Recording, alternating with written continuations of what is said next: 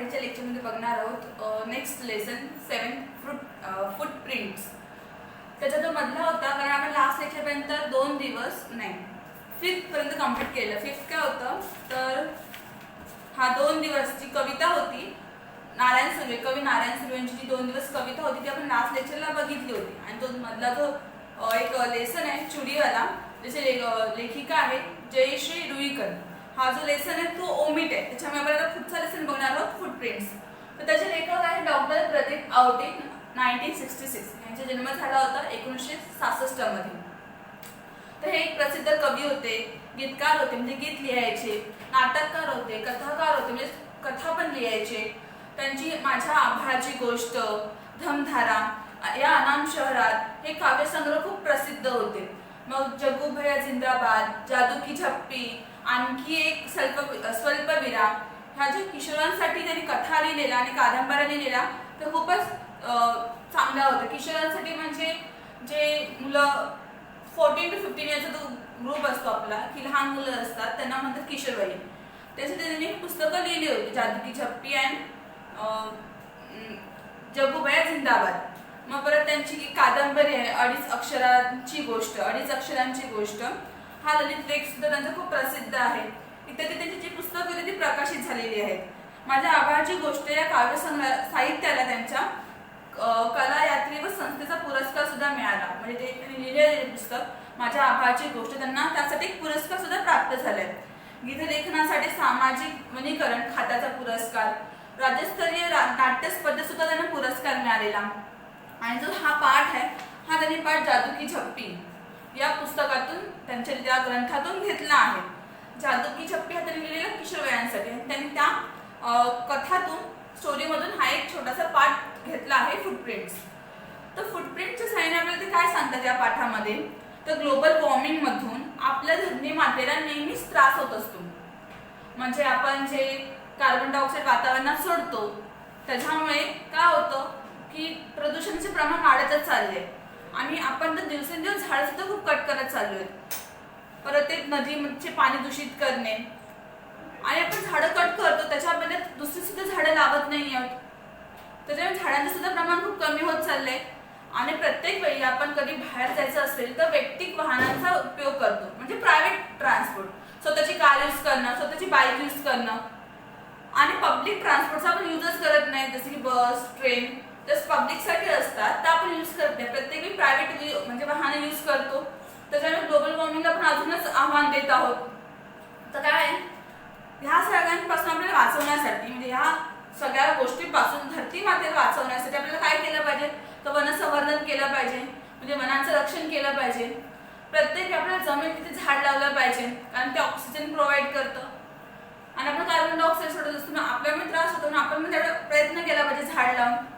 आणि जसं होईल तसं पब्लिक ट्रान्सपोर्टचा यूज केला पाहिजे, प्रायव्हेट ट्रान्सपोर्टचा कमी केला पाहिजे.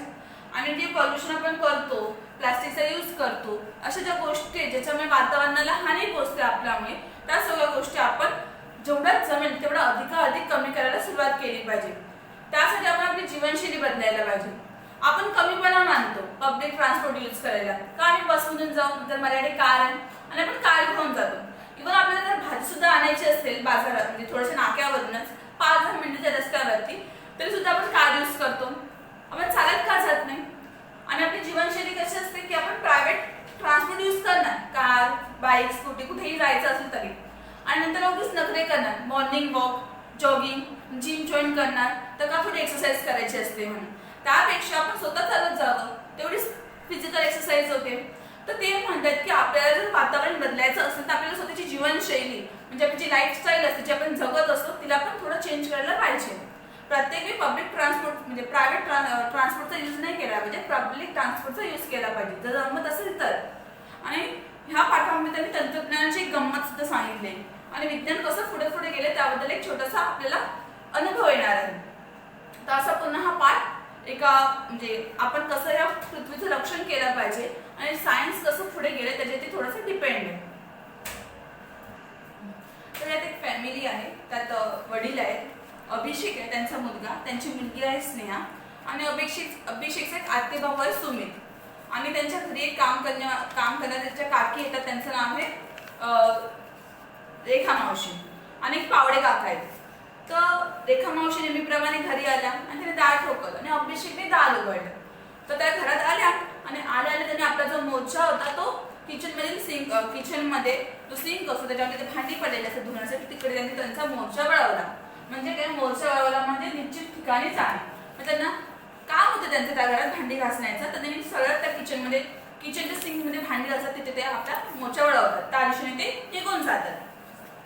अभिषेकला आज हॉटेल थोडा उशिराच झाला होता, कारण त्याच्याकडे काल काय झालं होतं, रात्री सुमित आला होता कानपूरहून. सुमित म्हणजे त्याचा आत्ते भाऊ, त्याच्या आत्तेचा मुलगा. तो IIT कानपूरहून आला होता आणि काल संध्याकाळी सुमित आणि तो अभिषेक दोघं बसून रात्रभर सुमितने केलेले नवनवीन प्रोजेक्ट त्याच्या लॅपटॉपवरती पाहत होते. ते सगळं बघण्यात आणि गप्पा गोष्टींमध्ये 2 वाजले रात्री झोपायला. मग सकाळी सुमित लेट उठला. तर काय झालं, तो झोपला होता परत दार उघडून. तेवढ्यात स्नेहा होती, स्नेहल होती. तिचा हॉलमध्ये आवाज येतो. ती रेखा मावशींसोबत बोलत असते. ती काय बोलते, काय हो तुम्हीच लादी पुसता आणि तुम्हीच ती मळकट करता म्हणजे अस्वच्छ करता. तर ते काय करत होती, रेखा मावशी जी लादी पुसत होती तर ते लादी पुसत होत्या, पण परंतु त्यांचे पाय जरा मळकट होते, तर ते ठसे त्यांच्या पायाचे त्या लादीवरती उमटत होते. तर त्यांचा हा आवाज ऐकून अभिषेक सुद्धा हॉलमध्ये आला. तो बघितलं की रेखा मावशी फरशी पुसतात आणि त्यांचेच पायाचे काळे मळकट ठसे त्या स्वच्छ फरशीवरती परत उमटत आहेत, म्हणून परत ते ठसे येत आहेत. तर त्यांचं ते संवाद ऐकून तर ती जी स्नेहाताई होती तिला रेखा मावशी बोलली की मी कुठे एसीत बसून काम करत नाही, शेणामध्येच काम करावं लागतं. शेण म्हणजे गोबर, शेणामध्ये त्यांना काम करावं लागायचं. आणि त्यांचा जो वस्तीचा रस्ता होता ती बोलते आणि आमच्या वस्तीचा जो रस्ता आहे तो समदा उखंडलाय. समदा म्हणजे सर्व जो रस्ता होता तो उखंडलेला होता. म्हणजे तो नीट तिथे कच्चा रस्ता सुद्धा नव्हता मातीचा, ती माती सुद्धा सगळी उखंडलेली होती, बाहेर होती ती माती, बेसिक रस्ता पण नव्हता. आणि 10 मिनिटाला हात धुवायला, 10 म्हणतात 10 मिनिटाला हात धुवायला आमच्याकडे तेवढा वेळ पण नाही.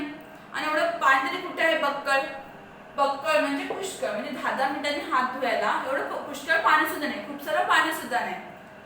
तर थोड्या वेळाने काय होतं की स्नेहल होती तिला आठवतं की रेखा मावशींच्या पायात जी चप्पल आहे ती कशी पातळ आहे, म्हणजे टाच सुद्धा कधी ती चप्पलीमध्ये राहत नाही. आणि त्यांची जी चप्पल म्हणजे त्यांचे जे पाय होते ते भेगा पडलेले, एवढं ते कष्ट करायचं उन्हात म्हणजे चालायच्या. तर ती रेखा मावशीला सॉरी बोलली की सॉरी मावशी, खरंच सॉरी, माझी चूक झाली. आणि तिला आठवलं की त्यांची जी चप्पल ती अगदी पातळ झालेली होती, तरी पण ती त्याच चप्पल वापरत होत्या, कारण त्यांची परिस्थितीच तशी होती. आणि रेखा मावशीचा खणखणीत आवाज ऐकला आणि सुमित सुद्धा जागा झाला आणि तो सुद्धा हॉलमध्ये आला. आणि हा सगळा प्रकार त्याच्या लक्षात आला की नक्की झालं काय हॉलमध्ये. तेवढ्यात पावडे काका तिथे आले. आज पावडे काका आणि अभिषेक आणि स्नेहलचे जे बाबा होते आज कुठेतरी कार्यक्रमाला दोघे एकत्र जाणार होते, म्हणून ते त्यांच्या घरी आले होते. तर काय झालं, ते पावडे काका आले आणि त्यांचं म्हणजे बेडवरती बसले. तर त्यांचा पाय रेखा मावशीने बघितला. त्यांचा पाय एकदम गोजिरा होता, गुलाबी तळवा आणि कुठेही चिडण्या नव्हत्या. चिडण्या म्हणजे भेगा, क्रॅक्स नव्हते, कुठेही क्रॅक्स नव्हते आणि एकदम लोण्यागत होता. लोण्यागत म्हणजे बटरासारखा त्यांचा तो पाय होता, एकदम स्मूथ. आणि रेखा मावशी स्वतःशीच पुटपुटल्या की म्हणजे आपल्या पायाला कितीतरी चिडण्या पडल्या, कितीतरी भेगा पडल्यात आणि त्या भेगांमध्ये त्या मातीमध्ये फिरायच्या, त्याच्यामध्ये धूळ आणि ती माती आतमध्ये शिरून ते भेगा सुद्धा काळ्या दिसत होत्या. त्याच्यामुळे त्यांचे सगळे पाय काळे दिसत होते. माती धूळ बसून ते सगळे पाय काळे झाले होते. अभिषेक आणि स्नेहलचे बाबा सुद्धा तेवढ्यात आले. रेखा मावशी विचार करतो की तेवढ्यात अभिषेक आणि स्नेहलचे बाबा सुद्धा तिथे आले हॉलमध्ये. तर सुमित बोलला, मामा मी एक ऍप तयार केला आहे. त्या ऍपच्या सहाय्याने आपण कोणाचे पाय किती स्वच्छ आहोत ते जाणू शकतो. म्हणजे त्याने जो ऍप केला होता तो ऍप सांगणार होता की कोणाचे पाय किती स्वच्छ आहेत. सुमितने सांगितलं. तर मामा बोलतो त्याचा, अभिषेकचे वडील, की सुमित अरे पाय स्वच्छ आहेत की नाही हे जाणण्यासाठी आपल्याला ऍपची काय गरज ते आपण स्वतःहून पण सांगू शकतो.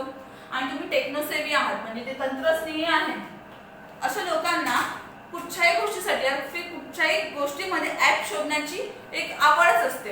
तुम्हाला दुसरं काही सुचतच नाही, म्हणजे कुठच्याही गोष्टीमध्ये तुम्ही त्या ऍप तयार करत असतात. आणि तुम्ही विसरलात की सगळ्यात भारी ऍप तर आपल्या मेंदूच्या सगळ्यात भारी ऍप तर आपल्या डोक्याच्या कवटीमध्ये आहे, जो मेंदू आहे आणि तुम्ही विसरलात की काय त्याला, असे ते म्हणाले. कारण त्यांनी स्वतःची मळमळ व्यक्त केली, नाराजी व्यक्त केली. त्यांना नाही आवडलं की कुठेही ऍप का आपण यूज करतो, तर पाय स्वच्छ आहेत की नाही बघायला ऍपची काय गरज, असं त्यांनी स्वतःची नाराजगी व्यक्त केली.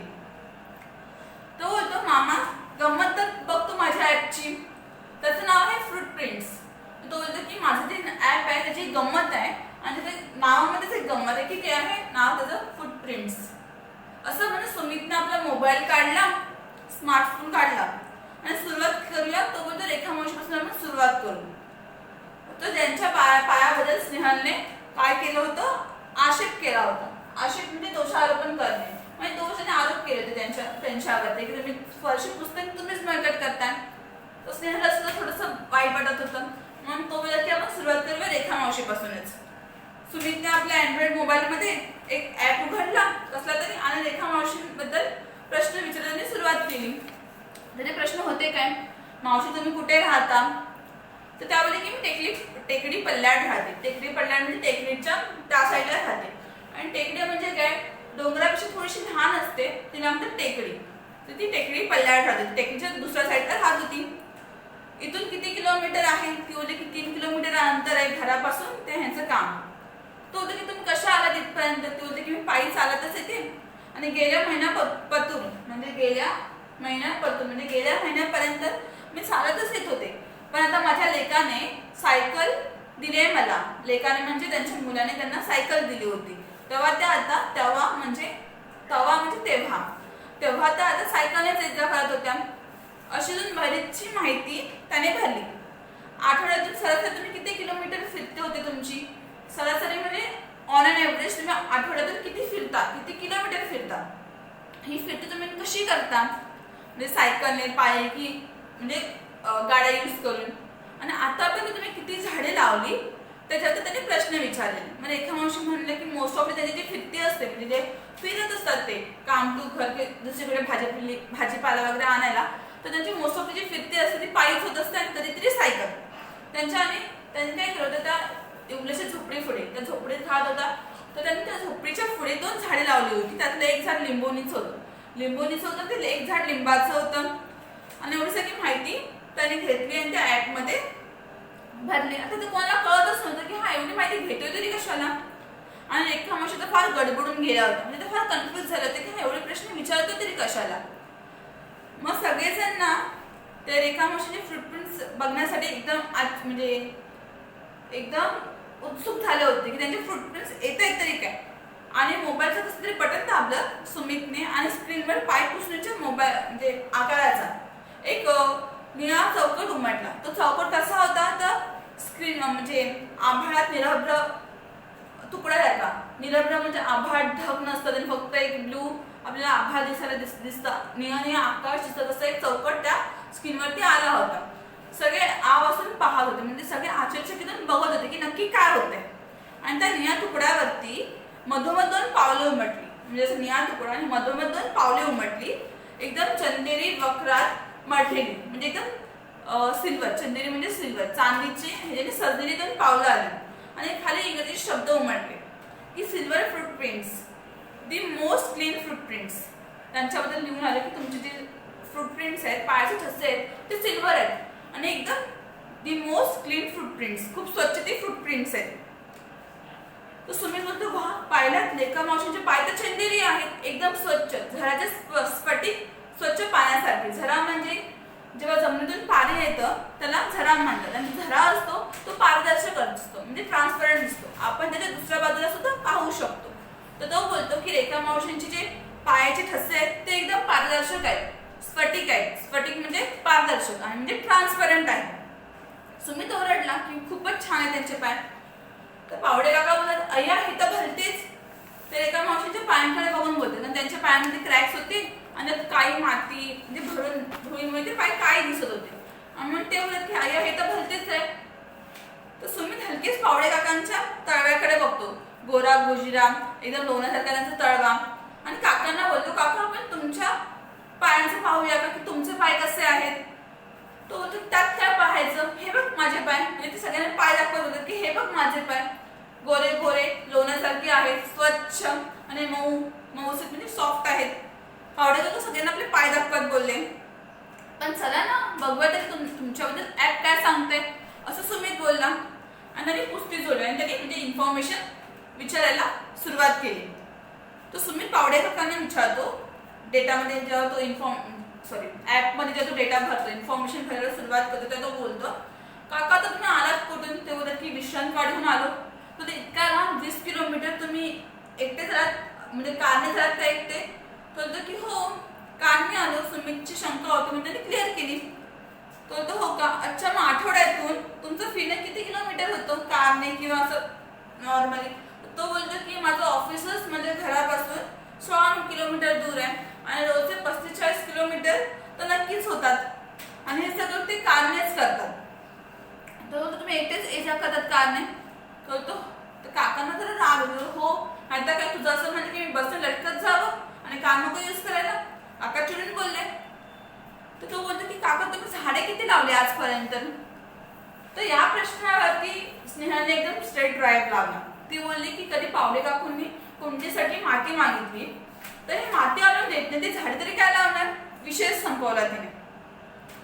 सुमितने पावडे काकांना काही आणखी प्रश्न विचारले, माहिती घेतली आणि ऍपवरती भरली.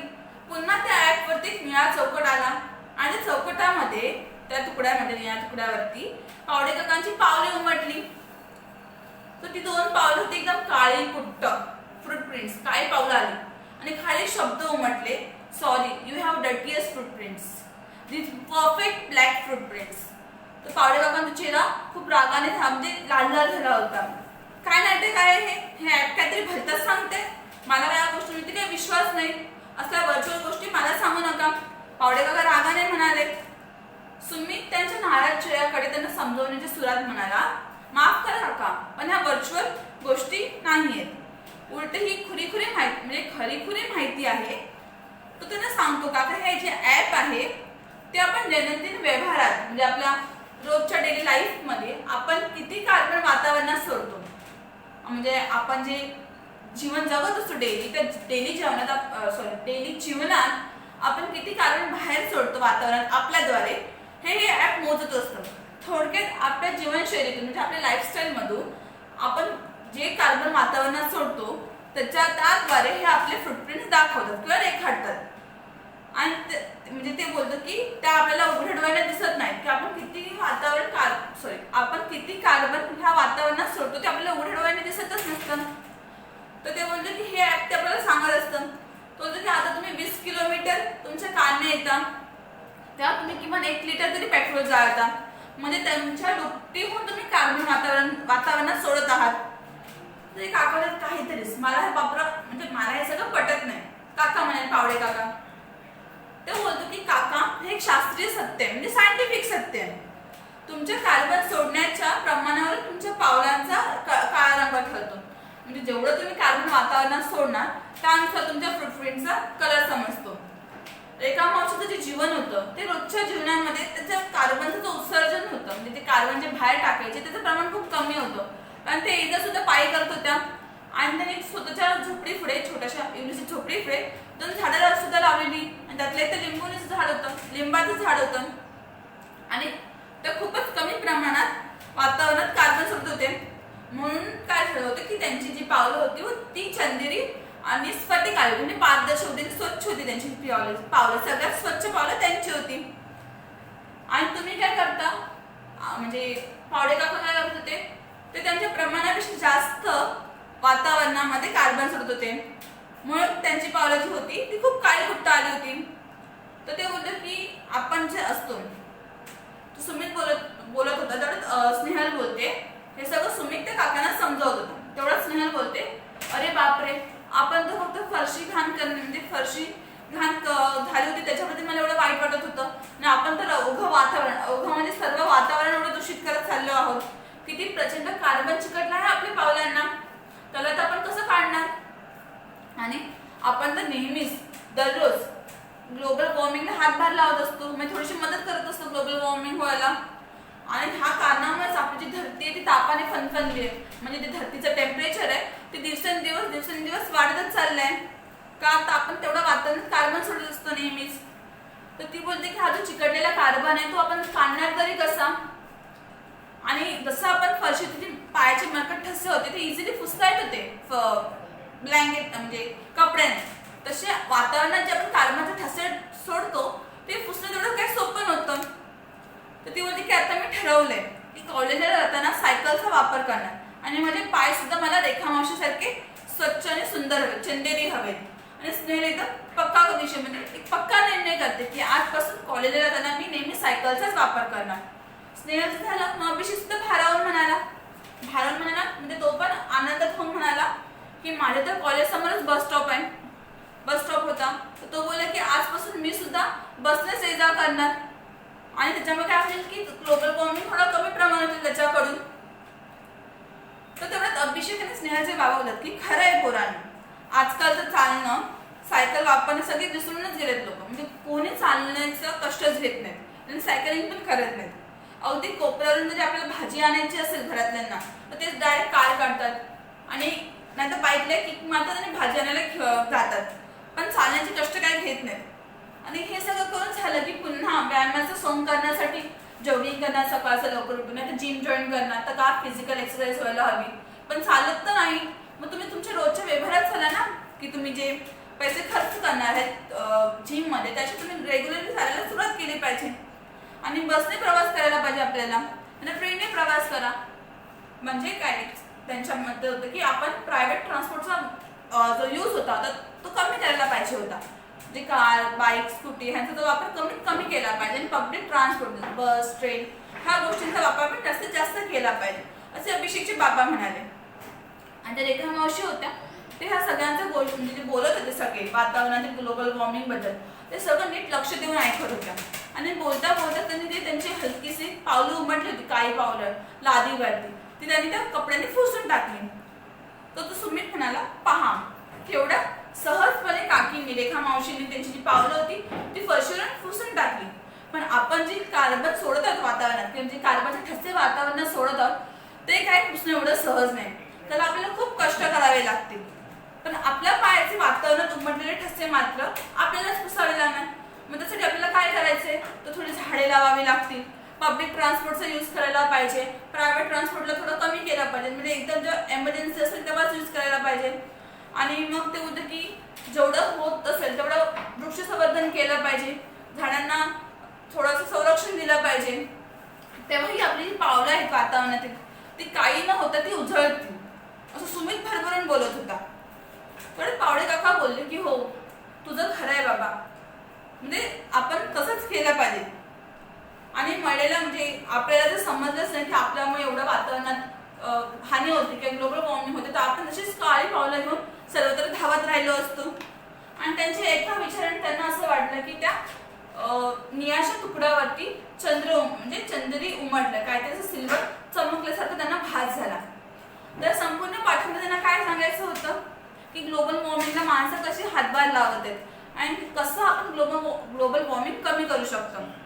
म्हणजे काय, जेवढं होत असेल तेवढं आपल्याला पब्लिक ट्रान्सपोर्टचा वापर केला पाहिजे आणि प्रायव्हेट ट्रान्सपोर्टला कमी केलं पाहिजे. जर होत असेल आपल्याला तर आपण झाडे लावली पाहिजे, वृक्ष संवर्धन केलं पाहिजे, आणि अशी झाडे लावली पाहिजे की ती म्हणजे खूप उपयोगी ठरतात पृथ्वीसाठी. मग परत जेवढं होत असेल तेवढं प्रदूषण कमी केलं पाहिजे.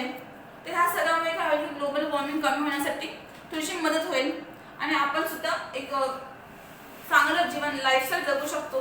म्हणजे तुम्हाला भाजी जरी आणायची असेल तर तुम्ही चालत जा थोडंसं, तेवढंच फिजिकल एक्सरसाइज होईल. कार यूज करण्याचा किंवा बाईक यूज करण्याचा प्रश्नच येत नाही. जेवढं होत असेल तेवढं आपण आपल्या परीने प्रयत्न केला पाहिजे की ग्लोबल वॉर्मिंग कमी होईल. त्या पुन्हा पाठामध्ये हेच सांगितलंय की कसं आपण धरती मातेला ग्लोबल वॉर्मिंग पासून वाचवू शकतो आणि काही काही प्रयत्न केले पाहिजेत. हे एक जागरूक करण्यासाठी लोकांना हा त्यांनी किशोरवयीन मुलांसाठी पाठ लिहिला होता, कारण ते लहानपणी मुलांवरती जे संस्कार होतात तेच म्हणजे पुढे लागू होतात. म्हणून लहानपणापासून समजवणं खूप महत्त्वाचं असतं. म्हणून त्यांनी ही कथा जी होती ती किशोरवयीन मुलांसाठी लिहिली होती, लहान मुलांसाठी. तर आता आपण हा जो लेसन बघितला फुटप्रिंट, तर आपण स्वाध्याय बघू, क्वेश्चन आन्सर बघू. तर पहिला प्रश्न आहे की रेखा मावशींच्या पावलांची वैशिष्ट्ये, म्हणजे त्यांच्या पावलांची काही वैशिष्ट्य काय होती. तर ती जेव्हा जो सुमित होता तो ॲपवरती इन्फॉर्मेशन अपडेट करतो किंवा भरतो, तेव्हा काय वाटतं की रेखा मावशी जी पावलं ती चंदेरी दिसून येतात, त्यांचे फुटप्रिंट्स एकदम चंदेरी दिसतात. म्हणजे चंदेरी वर्गात मडलेली म्हणजे एका चंदेरी आवरणामध्ये सजलेली त्यांची पावलं दिसून येतात आणि स्वच्छ पाण्यासारखी, स्फटिक, झऱ्याच्या स्फटिक पाण्यासारखी. आणि किंवा किंवा तुम्ही हे पण देऊ शकता की त्यांची पावलाच्या पाय जे होते ते एकदम छिन्ना म्हणजे भेगा पडलेले होते, क्रॅक्स होते आणि त्यांचे पाय होते ते माती किंवा धूळ गेल्यामुळे काळी कुट्ट दिसत होते, ते पण तुम्ही घेऊ शकता. कुठचे दोन. नेक्स्ट आहे की पावडे काकांच्या पावलांची वैशिष्ट्ये. म्हणजे पावडे काकांचे पाय कसे होते, ते एकदम गोजरी गुलाबी होते, गोरे गोरे आणि लोण्यागत होते, म्हणजे लोण्यासारखे होते, बटरासारखे आणि मऊसूत होते, म्हणजे सॉफ्ट सुद्धा होते, ते पण तुम्ही लिहू शकता. मग हे कारणे लिहा की स्नेहल त्रासली कारण. स्नेहाला त्रास का झाला, तर जी स्नेहल होती ती स्वच्छतेची भोगती होती, म्हणजे तिला स्वच्छतेची खूप आवड होती. आणि काय झालं होतं की रेखा मावशीच्या लादी पुसत होत्या तर त्यांचे जे काळे मळकट पाय होते ते स्वच्छ लादीवरती उमटत होते किंवा त्याचे ठसे पडत होते, ते पाहून स्नेहल त्रासली होती. तर त्या स्नेहल त्रासली कारण रेखा मावशींच्या पायांचे काळे मळकट ठसे पुसलेल्या फरशीवरती उमटले होते, म्हणजे तिथे त्याचे ठसे दिसून येत होते, म्हणून स्नेहल त्रासली होती आणि तिला स्वच्छतेची आवड होती म्हणून तिला जरासा त्रास झाला. मग नेक्स्ट आहे सेकंड क्वेश्चन की पावडे काकांचा चेहरा एक पडला कारण. आणि पावडे काकांचा चेहरा कधी पडला, जेव्हा तुम्ही सगळी त्या ऍप वरती इन्फॉर्मेशन भरतो किंवा डेटा भरतो तेव्हा जे पावडे काकांचे पाय असतात ते काळी कुट्टे दाखवत होतो ऍप, म्हणून त्यांचा चेहरा पडतो. तर तेच आहे की पावडे काकांचा चेहरा पडला कारण मोबाईल स्क्रीनवरती पावडे काकांची काळी कुट्ट पावले उमटली होती. म्हणजे ती ज्या निळसर चौकटामध्ये पावडे काकांची काळी कुट्ट पाय आले त्याच्यामुळे त्यांचा चेहरा पडला. कानेलियामध्ये तिसरा प्रश्न आहे की रेखा मावशींची पावलं अधिक सुंदर होती कारण. रेखा मावशींची पावलं अधिक सुंदर का होती, तर त्यांची जी जीवनशैली होती तर ते कार्बन उत्सर्जन खूप कमी प्रमाणात म्हणजे होतच नव्हतं मोस्ट ऑफली, म्हणजे ते कार्बन बाहेर सोडत होते का ते खूप कमी प्रमाणात होतं, कारण मोस्ट ऑफली चालायच्या आणि कधीतरी सायकलचा वापर करायचा. आणि त्यांनी स्वतःच्या घराच्या म्हणजे झोपडीच्या पुढे 2 झाडं सुद्धा लावली होती, त्यातलं एक लिंबोनीचं होतं. म्हणजे त्या वातावरणाचे कार्बन उत्सर्जन करत होत्या किंवा वातावरणाचे कार्बन सोडत होत्या ते खूप कमी प्रमाणात होत्या, म्हणूनच रेखा मावशींची पावलं जी होती ती सगळ्यात सुंदर होती. त्याला रेखा मावशींची पावलं अधिक सुंदर होती कारण रेखा मावशींच्या रोजच्या जीवनात कार्बन उत्सर्जनाला वावच नव्हता, म्हणजे जागाच नव्हती, कार्बन ते जास्त सोडतच नव्हत्या. फोर्थ प्रश्न आहे की सुमित म्हणतो पब्लिक ट्रान्सपोर्ट इज मस्ट कारण. तो का म्हणतो की पब्लिक ट्रान्सपोर्ट आपण यूज केला पाहिजे आणि ते मस्ट आहे, म्हणजे महत्त्वाचंच आहे तेवढं ते. तर सुमित म्हणतो पब्लिक ट्रान्सपोर्ट इज मस्ट कारण आपल्या पायांना चिकटलेल्या कार्बन प्रमाणात ठेवणे गरजेचे आहे. म्हणजे ते आपण जे कार्बन वातावरणात सोडतो किंवा उत्सर्जित करतो ते आपल्याला प्रमाणात ठेवण्यासाठी आपल्याला पब्लिक ट्रान्सपोर्ट यूज केला पाहिजे. त्याशिवाय ते कंट्रोलमध्ये राहणार नाही. जर आपण प्रायव्हेट यूज केले कार वगैरे ते खूप जास्त प्रमाणात कार्बन वातावरणात सोडू, त्याशी की बस यूज करा तर त्याने वातावरणात कार्बन सोडण्याचं प्रमाण जे आहे ते कमी होईल आणि ते मस्ट गरजेचं आहे. म्हणून तो बोलतो की सुमित म्हणतो पब्लिक ट्रान्सपोर्ट इज मस्ट कारण आपल्या पायांना चिकटलेला कार्बन प्रमाणात ठेवणे गरजेचे आहे. मग आहे की उत्तरे लिहा. नेक्स्ट क्वेश्चन आहे उत्तरे लिहा. स्नेहलने केलेला निश्चय. स्नेहलने कोणता निश्चय केला, ती म्हणाली की मी आजपासून बसनेच ये जा करणार. म्हणजे तेवढं ती ऍप बद्दल ऐकते आणि तिला कळतं की आपण वातावरण इतका कार्बन सोडतो आणि ग्लोबल वॉर्मिंगला हातभार लावतो, तर तिला कळालं की आपल्याला असं सगळं करायला नको पाहिजे, म्हणून ती निश्चय करते की आजपासून मी कॉलेजला बसनेच ये जा करणार. तर स्नेहलचा निश्चय काय होता, स्नेहलने निश्चय केला की ती आजपासून बसनेच ये जा करणार. नेक्स्ट आहे की अभिषेकने केलेला निश्चय. हा स्नेहलचा निश्चय झाला, तर अभिषेकने कुठचा निश्चय केला, तर अभिषेकने निश्चय केला की तो कॉलेजला जाण्यासाठी सायकलचा वापर करणार. हा अभिषेकने निश्चय केला. सॉरी मैंने एक्चुअली गलती से क्वेश्चन ऊपर नीचे लिख दिया था. तो फर्स्ट क्वेश्चन था कि अभिषेक ने केलेला निश्चय. अभिषेकने कुठचा निश्चय केला किंवा कोणता निश्चय केला, तर अभिषेक निश्चय करतो की तो आजपासून बसचा ये जा करणार. कारण का, तर अभिषेकच्या कॉलेजच्या समोरच बस स्टॉप होतं, म्हणून तो निश्चय करतो की मी आजपासून कॉलेजला बसने ये जा करणार, येता जाता बसच यूज करणार पब्लिक ट्रान्सपोर्ट. आणि स्नेहल निश्चय करते की ती कॉलेजला जाण्यासाठी सायकलचा वापर करणार. तर हा स्नेहलचा निश्चय होता आणि हा अभिषेकचा निश्चय होता. पहिल्यांदा प्रश्न वरखाली लिहिले होते ते आता बरोबर लिहिले. नेक्स्ट क्वेश्चन आहे की आपल्याला प्रत्येक पात्रांची म्हणजे प्रत्येक जे कॅरेक्टर होतं या स्टोरीमध्ये त्यांची स्वभाव वैशिष्ट्य म्हणजे स्वभाव कसा होता त्यांचा. तर पहिला आहे अभिषेक. अभिषेक कसा होता तर तो पर्यावरणाबद्दल जागरूक होता. म्हणजे त्याला पर्यावरणाला संरक्षण देण्यासाठी किंवा वाचवण्यासाठी ग्लोबल वॉर्मिंग पासून तो एक जागरूक व्यक्ती होता. मग सुमित कसा होता. सुमित टेक्नोसेवी होता. त्याला तंत्रस्नेही होता. तंत्रावरती प्रेम होतं त्याचं आणि पर्यावरण प्रेम सुद्धा तो होताच. दोघींमध्ये तेवढंच प्रेम होतं. मग स्नेहल कसा होता. स्नेहल कशी होती. म्हणजे स्नेहल ती स्वच्छतेची भोक्ती होती. भोक्ती म्हणजे तिला स्वच्छतेची खूप आवड होती. तो तिचा स्वभाव होता. पावडे दादा कसे होते स्वभावाने. ते पर्यावरणाबद्दल उदासीन म्हणजे त्यांना पर्यावरणाबद्दल काहीच वाटत नव्हते. कार्बन आपण किती वातावरणात सोडतो किंवा किती प्रदूषण करतो ह्याच्यावर त्यांना काहीच फरक पडत नाही. म्हणजे का लिहिले पर्यावरणाबद्दल उदासीन होते ते. नंतर आहे रेखामावशी कशी होती. तर ती पर्यावरण संवर्धनास मदत करणारा होता. रेखामावशी जी होती ती पर्यावरण संवर्धन पर्यावरणाचं रक्षण करण्यासाठी किंवा संरक्षण करण्यासाठी हातभार लावत होते. पाय चालणं झाडं लावणं वृक्ष लावणं ते मदत करत होते. मग बाबा कसे होते. बाबा म्हणजे कोण. अभिषेक आणि स्नेहाचे जे बाबा होते ते कसे होते तर त्यांना तंत्रज्ञानाविषयी आवड होती. आवड म्हणजे ते संधी पण आहे. न प्लस आवड आवड होतं स्वर संधी. तर ते म्हणतात की त्यांना पर्यावरणाविषयी जरा सुद्धा आवड नव्हती. आहे की नेक्स्ट क्वेश्चन आहे मराठीत अर्थ लिहा. तर पहिला लिहिलेलं आहे व्हर्च्युअल रियालिटी. याचा मराठीत अर्थ काय होतो तर वास्तव सत्य. टेक्नोसेवी म्हणजे मराठीत अर्थ काय होतो तंत्रस्नेही. हा तर शब्द आपण 3-4 वेळा यूज केलाच आहे. टेक्नोसेवीचा मराठीत अर्थ होतो तंत्रस्नेही आणि व्हर्च्युअल रियालिटीचा होतं वास्तव सत्य. तो नेक्स्ट क्वेश्चन आहे की अलंकार ओळखा. रेखामावशींचे पाय झऱ्याच्या स्फटिक स्वच्छ पाण्यासारखे. हा प्रश्न होता. ओके तर आपले ते अलंकार ओळखायचं तर किती पुढचा अलंकार ते उपमा अलंकार आहे. कसा तर रेखामावशींचे पाय ते झऱ्याचे स्फटिक स्वच्छ पाण्यासारखे. पायांना कशाची उपमा दिली आहे झऱ्याची. म्हणजे आपण एखाद्या गोष्टीची उपमा देतो म्हणजे उपमेय उपमान म्हणजे आपण पहिला सुद्धा बोललेलो की उपमेय काय असतं उपमान काय असतं ते. तर ते म्हणतायत की जे रेखामावशीचे पाय ते झऱ्याचे एकदम स्फटिक पाण्यासारखे. पायांना कोणासोबत कम्पेअर केले तर स्वच्छ पाण्यासारखे पारदर्शक पाण्यासारखे आहेत. म्हणजे कुठचा अलंकार झाला उपमा. म्हणजे उपमेय कोण आहे ज्याची तुलना करायची तो. उपमेय कोण आहे तर रेखामावशीचे पाय उपमेय ज्याची तुलना करायची म्हणजे ज्याला कम्पेअर करायचंय. ओके उपमान कोण आहे ज्याच्याशी तुलना करायची म्हणजे पायांची तुलना कोणासोबत केली तर झऱ्याच्या स्फटिक स्वच्छ पाण्यासारखे. हा कोण झाला उपमान. ओके आणि दोन वस्तूंमध्ये सारखेपणा कोणता आहे की रेखामावशीचे पाय झऱ्याच्या स्फटिक स्वच्छ पाण्यासारखे आहेत. हे स्वच्छ पाणी हे दोघांमध्ये समान धर्म साम्य सेम चीज. म्हणून त्याला उपमा अलंकार म्हणजे काय जिथे उपमेय आहे उपमान आहे आणि एखाद्या उपमेयाला उपमान म्हणजे ते उपमा अलंकार होतो. हा रेखामावशीचे पाय होते त्यांना काय बोलले की रेखामावशीचे पाय ते कसे आहेत तर झऱ्याचे स्फटिक स्वच्छ पाण्यासारखे आहेत. उपमेय होतं रेखामावशीचे पाय त्याला कशाची उपमा दिली तर झऱ्याचे स्फटिक पाण्यासारखे. आणि दोघांमध्ये साम्य काय होतं की रेखामावशीचे पाय पाण्यासारखे स्वच्छ आहेत म्हणून उपमा अलंकार. तसंच नेक्स्ट आहे की पाया पुसणीच्या आकाराचा एक निळा चौकोन उमटला अगदी आभाळाच्या निरभ्र. म्हणजे जसे आभाळात एक सुद्धा ढग नसतो म्हणजे जब आकाश में कोई भी बादल नहीं होता सिर्फ वो ब्लू ब्लू आकाश दिखाई देता है तो उसको बोलते हैं निरभ्र टुकड़ा सारखा.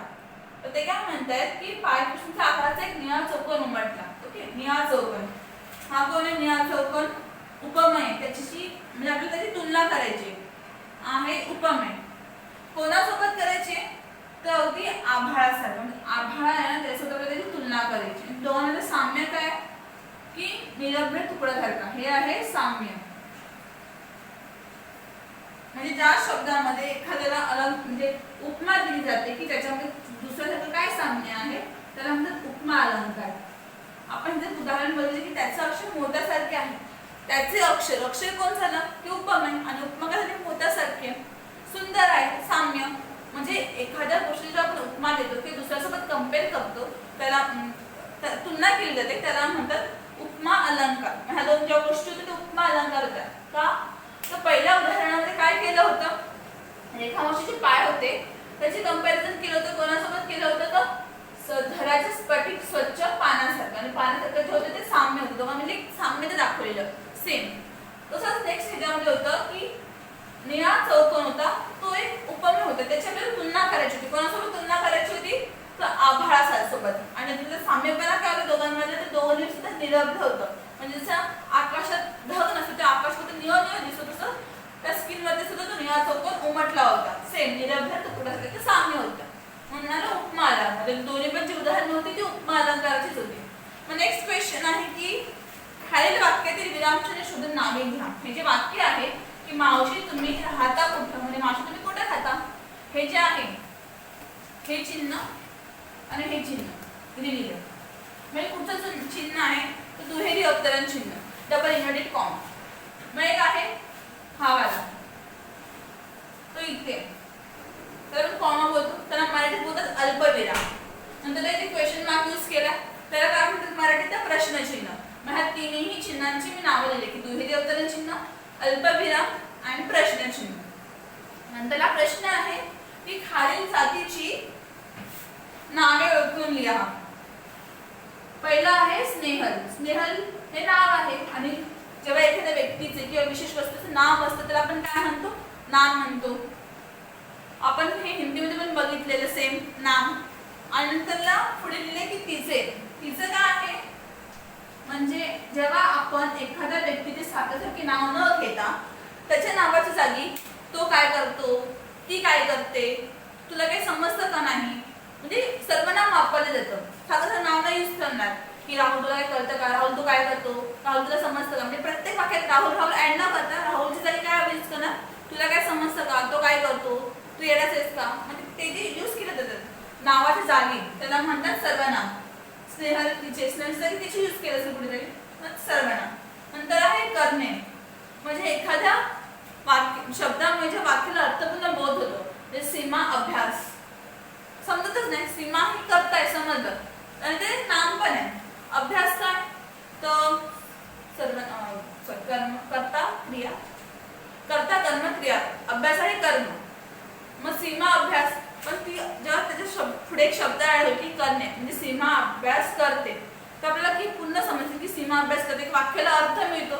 तर जेव्हा एखाद्या वाक्यामुळे एखाद्या शब्दामुळे वाक्याला अर्थपूर्ण बोध होतो त्याला म्हणतात क्रियापद. जसं करते, खाते, पिते, म्हणजे करणे आले तर क्रियापद आहे. मग आहे चंदेरी. तर चंदेरी कधी यूज केलेलं तर ते रेखामावशीची पावलं जेव्हा उमटलेली त्या चौकानी ह्याच्यावरती, तेव्हा त्यांनी शब्द यूज केले की जे रेखामावशीची पावले आहेत ती कशी एकदम चंदेरी बरखात सजवलेली, म्हणजे का चांदीच्या ह्याच्यावर सजवतात तशी रेखामावशीची पावलं आहेत. तर रेखामावशीची जी पावलं होती ती कशी ती चंदेरी, त्याला काय विशेषण दिलेलं. एक अजून एक सिंपल एक्झाम्पल की सुमित हुशार मुलगा आहे, तर सुमित सर नाम झालं, हुशार काय झालं विशेषण झालं. आपण एखाद्या गोष्टीबद्दल अजून काही एक्स्ट्रा इन्फॉर्मेशन देते त्याला विशेषण म्हणतात. तर म्हणून चंदेरी काय झालं विशेषण आहे. आपण हे परत बघू जेव्हा आपण तो शब्दांच्या जाती असा एक टॉपिक आहे ग्रामाचा, तो आपण इन डिटेल परत बघूया, पण तात्पुरता मी समजवण्यासाठी लिहिले आहे आणि समजवलंय.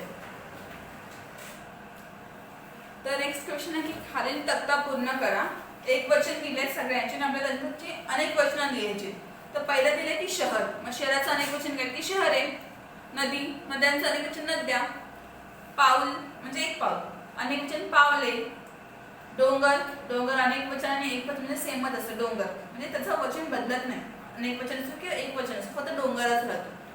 नंतर आहे की स्वमत. त्यात दोन स्वमत आहेत तुमच्यासाठी. त्यातला फर्स्ट आहे आपल्या पायांचे वातावरणावर उमटलेले ठसे आपल्याला सहजपणे पुसता येत नाहीत. या विधानाचा तुम्हाला कळलेला अर्थ स्पष्ट करा. म्हणजे ह्या विधानातून ते आपल्याला काय सांगण्याचा प्रयत्न करत आहेत किंवा तुम्हाला काय समजले या विधानातून ते तुम्हाला लिहायचे आहे. तर ते म्हणतात की वातावरणात ग्लोबल वॉर्मिंगचे प्रमाण दिवसेंदिवस खूप वाढतच चालले, आणि त्याला कोण कारणीभूत आहेत? आपणच, माणसंच कारणीभूत आहेत. कारण काय करतो आपण जेवढं होईल तेवढं पब्लिक ट्रान्सपोर्टचा वापर न करता प्रायव्हेट ट्रान्सपोर्ट यूज करतो. कुठेही जायचं असेल तर कार, स्कूटी, बाईक अशा गोष्टी वापरतो. प्लस माणसाने स्वतःची लाईफस्टाईल एवढी चांगली बनवण्यासाठी, म्हणजे त्यांना उंच उंच इमारती हव्यात, घर हवे, त्याच्यासाठी ते काय करतात?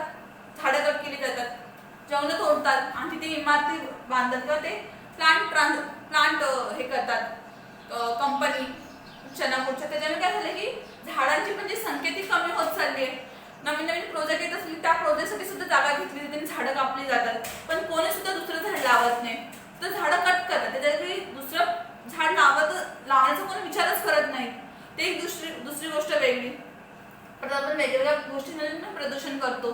प्लास्टिकचा वापर कमी केला पाहिजे, म्हणजे प्लास्टिक बंद सुद्धा आलं नाही, परत ते होतं तेच. आता कुठे गेलं तरी प्लास्टिक कोणीही यूज करत असतं, काय त्याचा वापर थांबला तर नाही, पूर्णपणे थांबला नाहीये, पण थोडाफार कमी झाला असं एवढं फक्त बोलता येईल आपल्याला. मग प्लास्टिकचा वापर आजही तेवढाच केला जातो. तर आपण एवढ्या सगळ्या गोष्टी करतो, त्याच्यामुळे काय होतं की पर्यावरणामध्ये ग्लोबल वॉर्मिंग होते. त्याच्यामुळे काय होतं, दिवसेंदिवस ते तापमान असतं धरतीचं ते वाढतच जातं, आणि त्याला आपण कुठच्या ना कुठच्या प्रकारे हातभार लावत असतो. आणि ते कमी करण्यासाठी आपल्याला तेवढंच अथक प्रयत्न करावे लागतील. आता जर आपण कार्बन डायऑक्साईड जे आपण वातावरणात सोडतो किंवा जे प्रदूषण करतो ते कमी करण्यासाठी आपल्याला कितीतरी प्रयत्न करावे लागतील. झाडे लावावे लागतील, प्रदूषण थांबवावं लागेल. जो आपण कचरा असतो इथे तिथे कसाही फेकतो त्याला प्रॉपर कचरा कुणीच फेकायला लागेल. आता मध्यंतरी न्यूज पण येत होत्या की जे गंगा नदीचं पाणी होतं ते पहिल्यासारखं स्वच्छ झालं. पहिला ती गंगा नदी होती ती खूप म्हणजे एकदम दूषित झाली होती, पण कोविड-19 मुळे ते कंपनीज बंद होतात थोड्या वेळासाठी, पण ते रोज जातात लोक तिथे गंगा नदीवरती, ते पण सगळं बंद होतं. मग सगळं कारणामुळे काय झालं, लोक घरात बंद होती आणि वातावरणात दूषित करण्यासाठी पण लोक जात होते. त्यामुळे काय झालं होतं, गंगा नदी स्वच्छ झाली होती. असं खूप साऱ्या ठिकाणी असं बोलत होते की परत पाणी स्वच्छ सुरू होते. परत ते बोलत होते की म्हणजे ते आकाश पण खूप स्वच्छ होते, ते प्रमाण होतं कार्बन डायऑक्साईडचं ते पण कमी होते, ते सगळं कमी व्हायला सुरुवात झाली होती. मग तेवढं ते उदाहरण होतं की जेव्हा त्या काळात लोक कार वाहन यूज करत नव्हते, सगळेजण घरात होते, तसंच आपण बाहेर जाताना सुद्धा पब्लिक ट्रान्सपोर्टचा वापर केला पाहिजे, ना की कार या फिर म्हणजे बाईक या फिर स्कूटी. जेवढं होईल तेवढी झाडं लावली पाहिजे. आणि आपण जेवढं लोकांना जागरूक करू शकू किंवा एखाद्याला समजवू शकू की पर्यावरण संवर्धन किती गरजेचे आहे आपल्यासाठी, तेवढा आपण प्रयत्न केला पाहिजे.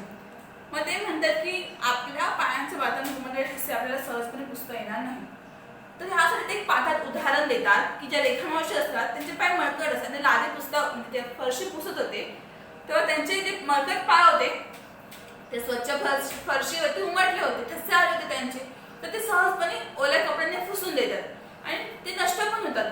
परंतु आपण जे वातावरणात सोडतोय कार्बनचे ठसे ते पुसणं काही एवढं सोपं नाही, तर आपल्याला खूप म्हणजे कष्ट करावे लागतील. आणि त्याला जेव्हा आपण सगळे मिळून हातभार लावू तेव्हाच ते कमी होईल. म्हणजे जसं सगळ्यांनी मिळून कार्बन डायऑक्साईडचं प्रमाण वाढवलंय तसं सगळ्यांनी मिळून ते कमी केलं पाहिजे. एका माणसावर काही होणार नाही, पण एकाने जर सुरुवात केली आणि जागरूक केलं तर खूप काही होऊ शकतं. तर ह्याचा ते आपल्याला एक अर्थ सांगण्याचा ते प्रयत्न करते. नंतर नेक्स्ट आहे, तर आपण फणफणली आपली धरती ही स्थिती बदलण्यासाठी उपाय सुचवा. म्हणजे जे वातावरण आहे ते अधिक दिवसेंदिवस गरम होत चाललंय, प्रमाण वाढतच चाललंय टेम्परेचरचं. मग ते कमी कसं केलं पाहिजे, त्यासाठी आपण तर काय केलं पाहिजे, पहिलं तर आपली जीवनशैली चेंज केली पाहिजे. जीवनशैली म्हणजे आपली लाईफस्टाईल, आपण कशा प्रकारे जीवन जगतो. सकाळी म्हणजे उठल्यावरती ते म्हणजे आपण जेव्हा घरातून बाहेर पडतो तेव्हा आपण काय यूज करतो, सध्या बाईकनंतर कार यूज करतो, त्यापेक्षा पब्लिक ट्रान्सपोर्ट यूज करा, बसने जा तर रिक्षाने जा, तर त्यांचं पण काम धंदा होईल आणि आपलं सुद्धा म्हणजे पेट्रोल जे आपण उत्सर्जित करणार ते कमी होईल, तर ते केलं पाहिजे. परत जर तुम्हाला भाजी आणायची असेल, उदाहरण दिलेलं पाठात की भाजी आणायला सुद्धा लोक एक बाईकला किक मारतात आणि निघून जातात 5 मिनिटाच्या रस्त्यावरती. तर आपण काय केलं पाहिजे की भाजी आणायला जायचं असेल आपल्याला तर चालत जा 5 मिनिटाच्या अंतरावरती, कार या फिर बाईकची काय गरज आहे. आणि अशी लोक जे 5 मिनिटाच्या रस्त्यावरती जाण्यासाठी जाण्यासाठी बाईक कारचा यूज करतात, सगळे मॉर्निंग वॉकची नाकरी करतात. सगळे मॉर्निंग वॉकला जाणार तर का फिजिकल एक्सरसाइज व्हायला हवी, त्यापेक्षा आपण प्रत्येक गोष्टीमध्ये थोडीशी फिजिकल एक्सरसाइज करू, त्याच्यामुळे आपल्याकडून वातावरणात कार्बन कमी प्रमाणात उत्सर्जित होईल म्हणजे बाहेर पडेल आपल्याकडून. तर ह्या सगळ्या गोष्टीमुळे आपण जी धरतीचं टेम्परेचर वाढतच चाललंय, धरती मातेचं दिवसेंदिवस, ते कमी होण्यास थोडीफार मदत करू शकतो. आणि जेवढं होईल तेवढं आपण पायी चाललं पाहिजे आणि पब्लिक ट्रान्सपोर्टचा जास्त वापर केला पाहिजे आणि प्रायव्हेट ट्रान्सपोर्टचा कमी. तर हे सगळं होतं माझं मत. ह्यावर तुम्ही उपाय सुचवा की तुम्हाला काय वाटतं की